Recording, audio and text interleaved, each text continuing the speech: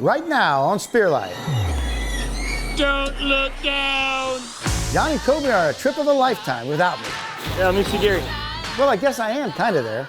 They spend the night over 80 feet above the Atlantic Ocean and 32 miles off the North Carolina shoreline. They are in search of hogfish and lobsters. And somebody on this trip shoots a hogfish of a lifetime. Of course it wasn't me because they left me on the boat the whole time. Yeah, I think Gary needs some sunblock. Looks a little red. Boys are gonna be jealous of this one.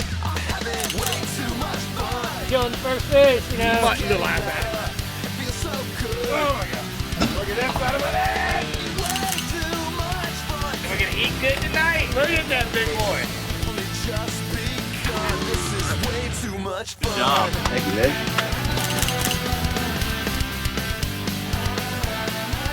He's a fighter. Any sharks on this thing? Good possibility, sure.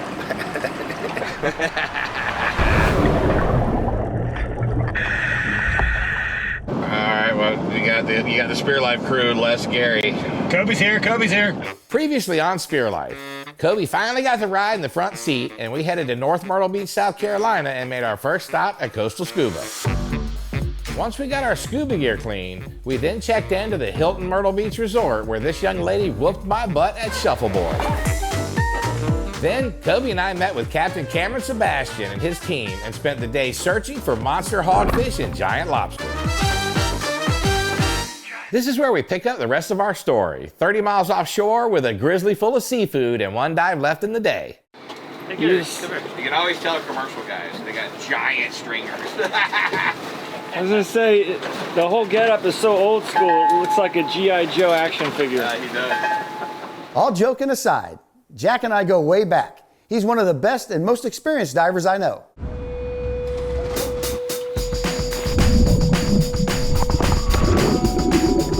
Brittany, Jack, Cam, and myself all went down while Coby stayed on the boat. Nice shooting, Jack. Me and Cameron spot a massive lobster, so we tag team him and try to sneak up on him.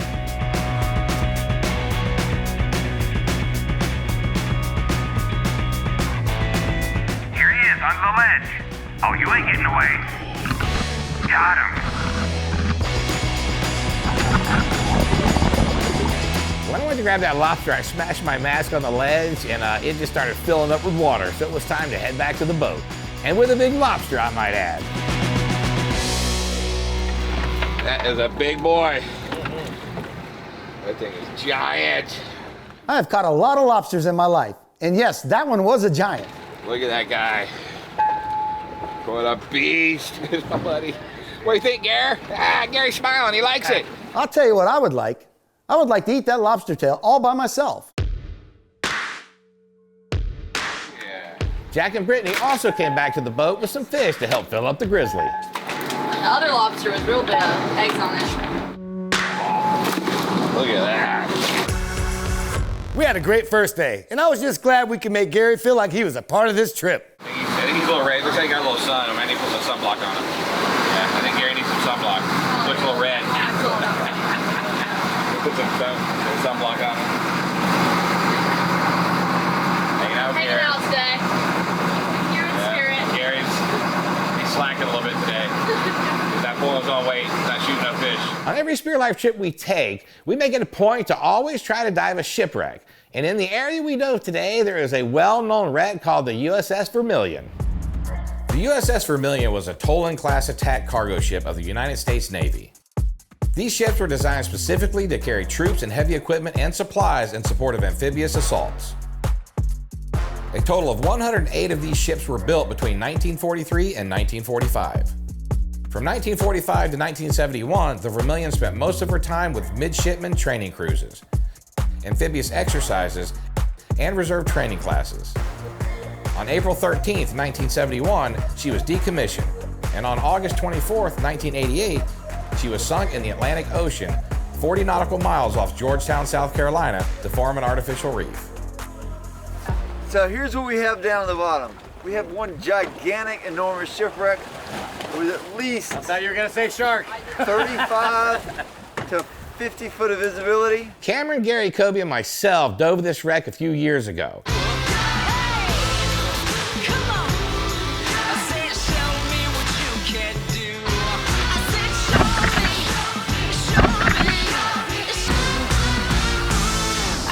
But because of time constraints, we could not dive it on this trip, as we were headed to a place called the Frying Pan Tower. 1, 2, 3, 4! Frying Pan Tower was built in 1964 to help ships avoid running aground the shallow waters known as the Frying Pan Shoal. With advances in GPS technology, it was no longer needed and was decommissioned in 1992. And it officially shut down in 2002. It stood abandoned for 8 years when Richard Neal won it in an auction in 2010.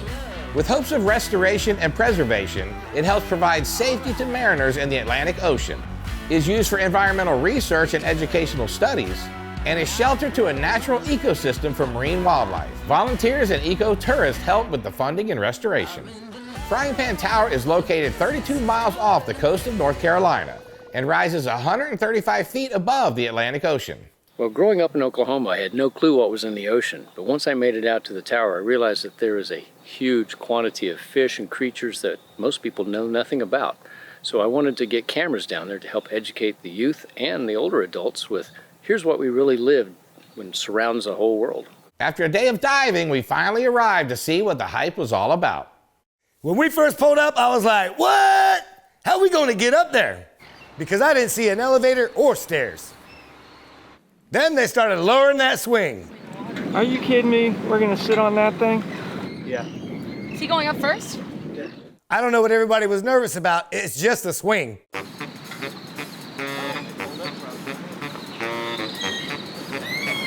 Yeah, baby!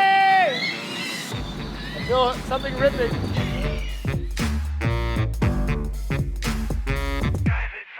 In all honesty, the ride up didn't bother me at all. But back on the boat, the cameraman was a little nervous. And he's afraid of heights like I'm afraid of sharks. Cameron, do you know we'd be going up a chair like that? Yeah, I had an idea. I thought it would be like more of a basket. I did not. How do you feel about that, Brittany? I'll let you know when I get on the chair. John, how do you feel about going up on that plane? Oh, I'm fine with that. I'm just trying to figure everything else out. Like, a tiny chair suspending you over the water doesn't faze you at all?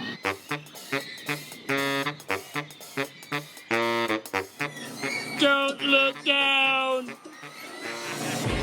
What's doing, Johnny? hanging on for dear life. Coby and I made it up just fine. Our cameraman, on the other hand, Smile. You had your eyes closed? You better believe I got my eyes closed. Why? God didn't bring you here to kill you. It looks like Coby will be cleaning someone else's underwear and odor band instead of mine. Coming up, the crew has a hook and cook on the Frying Pan Tower. And after a good night's sleep, Coby wakes up to some visitors below.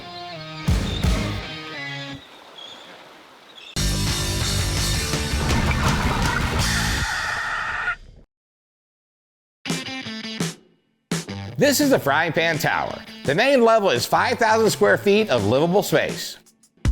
It has a fully operational kitchen, 8 bedrooms, hot showers, bathrooms, washer and dryer, and high-speed internet. The living space is 80 feet above the water, and the tower reaches over 135 feet. It also has a helicopter landing pad, and from here you can watch the sunrise and the sunset. That's all I see now. It's already out. That's all I see. Huh? That's all I see now is a big red dot and everything. Yeah, look how cool that looks. Ooh, it's long. Today, the Frying Pan Tower will be our home to our hook and cook. And in Gary's absence, Brittany will be cleaning the fish, while our cameraman Jeff will be taking Gary's place in the kitchen. This magic moment. I'm in the kitchen. Oh, where's Gary? I'm Gary. Boat. We left Gary. I know, but we were gonna glue him on the front of you, so it's cooking. I don't know if I know how to cook for 8 people. You got, what about chicken? Cooking for Coby is a lot like cooking for a 15-year-old vegan. Chicken, I got, you want chicken? I got chicken. I got chicken for you. But I'm really not surprised he wants chicken. I mean, you are what you eat, right? Well, I thought you were gonna go with the Alfredo. But you need protein. Some beef. Okay. I'll make you some chicken, no problem. I gotta have some beef. This is a chicken request. This is what I was thinking of you. You making spaghetti? Yeah, Alfredo. Tonight? Right now. With meat in it, hamburger? No hamburger. No beef. No. Just one little patty's on Okay, it. I'll throw some chicken in. Let me say it again. Cooking for Coby is a lot like cooking for a 15-year-old vegan.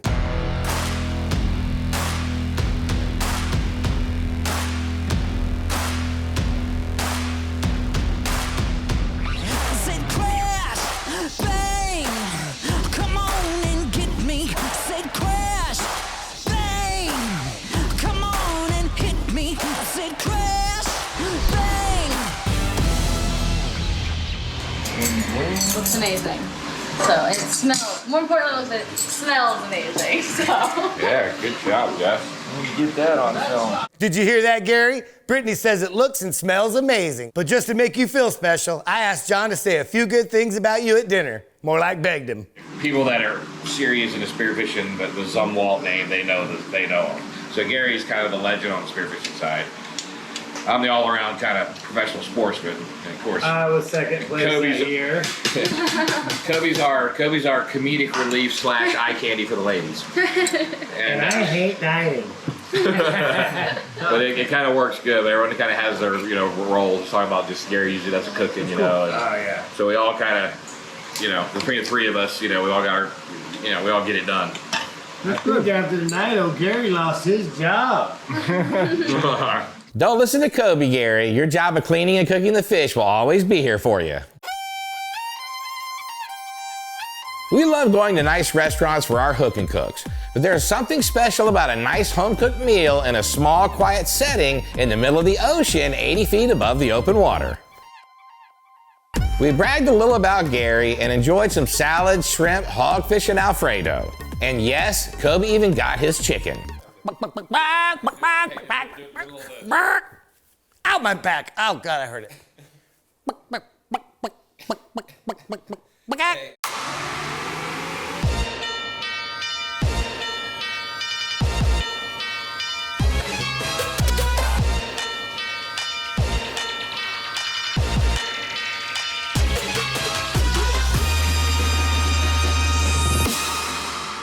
Hey, have you ever killed anybody?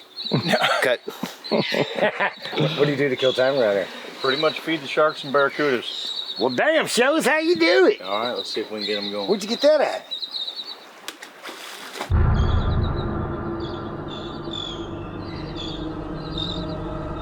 It didn't take long before 3 sharks and a boatload of barracudas showed up to take advantage of a free meal.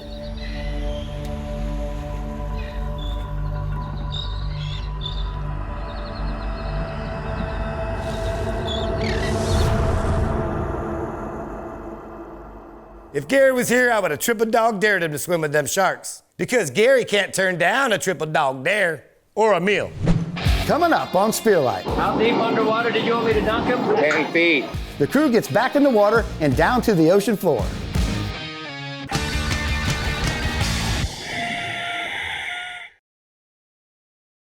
Our first night on the Frying Pan Tower was a success.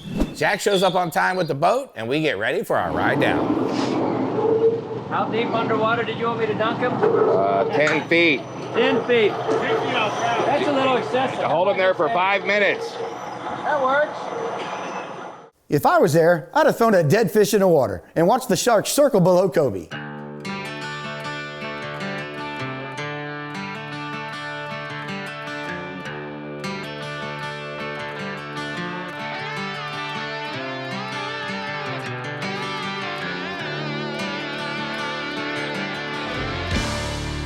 Just in case those sharks followed us from Frying Pan Tower, I was gonna double up on the shark pans and get my knife ready for action. Take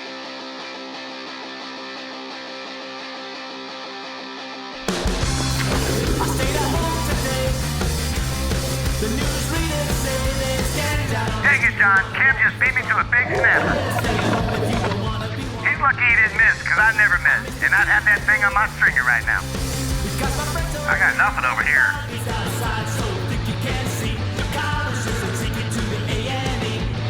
Cameron spotted a huge lobster hiding out. He and Brittany tried to sneak up on him, but the lobster was a little smarter.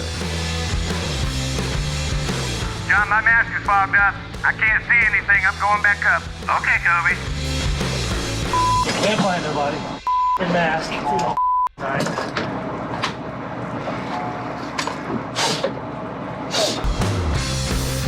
Coby might have been back in the boat, but the rest of us had unfinished business. While I was getting skunked, Cam was out doing all of us.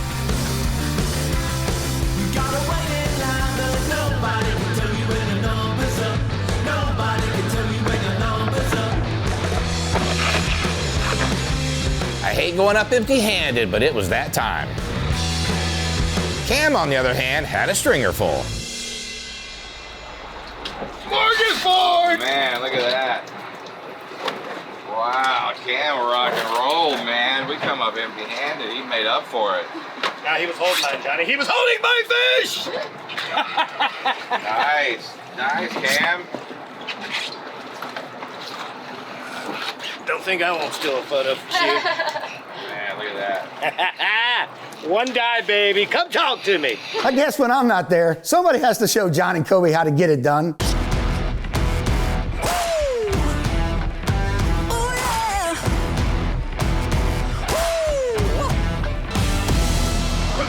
So you tell them if you can top your last stringer. That's pretty nice. Yeah. If they're there, If they're there, they will be shot. they will be shot. Coming up on Spearline. That's all fish. Jack ought to crush him. He's our Gary stunt double for the trip. Gary needs a stunt double. He's getting kind of old now, so Right. stunt double. And then, really, in a couple years, Jack's gonna probably need a stunt double too. He's getting kind of old too. Brittany, you're Jack's stunt double now. This segment was brought to you by Furuno USA. When you're serious about fishing.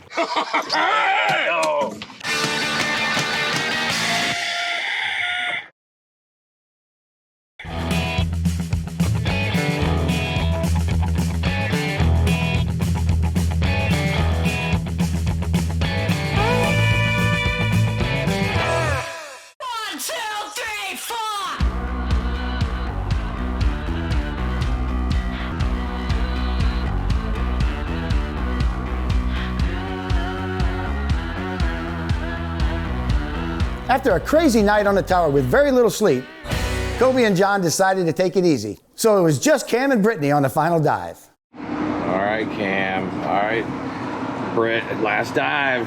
Make it count. Go shoot some fish. They just got to be there. If they're there, they will be shot. The dynamic duo. See, I don't know if you can tell them if you can top your last stringer. That's pretty nice. Yeah. If they're there, If they're there, they will be shot. they will be shot.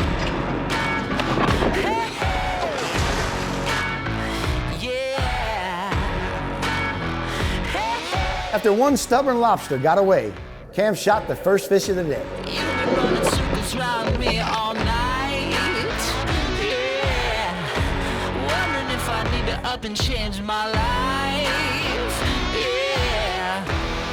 When he was finally able to get it on his stringer, Brittany had just shot the hog of a lifetime.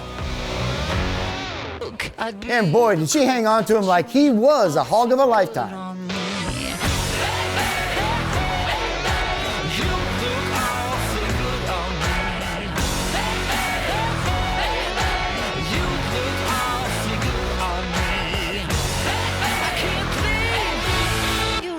Awfully good on me.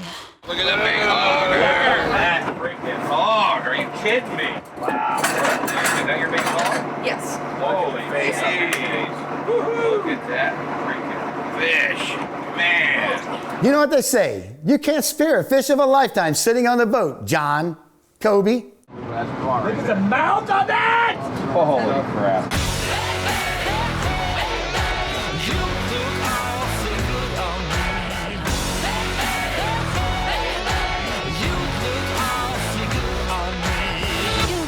Awfully good on me. Holy jeez, what a freaking monster. Beautiful fish there, Brittany. That is a fish of a lifetime. The kind of fish that we come here for. That is a fish of a lifetime. Look at that big hog.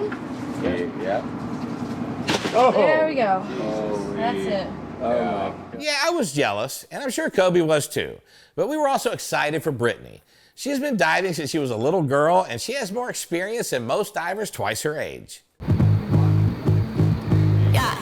What a way to end the trip. It's always nice when you're the one shooting a fish of a lifetime, but it's just as nice being there when a friend shoots their fish of a lifetime. Beautiful fish there, Brittany. Look at me now, look at me now. While I did shoot a really big hog and caught a giant lobster, Coby and I didn't break any records during our time in North Carolina. Look at me now, look at me now. But one thing we did do is something we have never done before and may never do again. We spent the night on the Frying Pan Tower, 80 feet above the Atlantic Ocean, surrounded by water, sharks, and the sky. Now, of course, there's only two ways to get there, by air and by sea. That afternoon, Coby and I got to experience the air part, and I guess you could say Gary was along for the ride too. Have some faith, I'll make you a believer. And just like the drive here, Coby got to sit up front and put Gary in his place in the back of the copter. Better get used to the back seat, Gary. Coby, you always take the back seat when I'm around. And if you think about it, being second fiddle to me isn't a bad place to be. What?